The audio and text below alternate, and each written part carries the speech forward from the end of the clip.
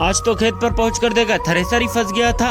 बात है सुबह की 8 बजे। मैं चल देता हूँ अपने हाथे की तरफ। हाथे में आकर मुझे अपने सुल्तान की सफाई करनी थी, क्योंकि थ्रेसर में चलने की वजह से काफी गंदा हो गया था सुल्तान। और मैं सारी साफ सफाई करने लगता हूँ। बोनेट को खोलकर इंजन भी साफ कर देता हूँ। अंदर से काफी गंदा हो गया था थ्रेसर में चलने की वजह से। और ये सब करने के बाद सुल्तान को स्टार्ट कर हाथे से बाहर निकालने लगता हूँ और हाथे से बाहर निकाल कर यहीं पर खड़ा कर देता हूँ सुल्तान को। ये सब करने के बाद मैं चल देता हूँ मुक्तिपुर पेट्रोल पंप पर डीजल लाने के लिए और थोड़ी देर में पहुंच जाता हूँ पेट्रोल पंप पर।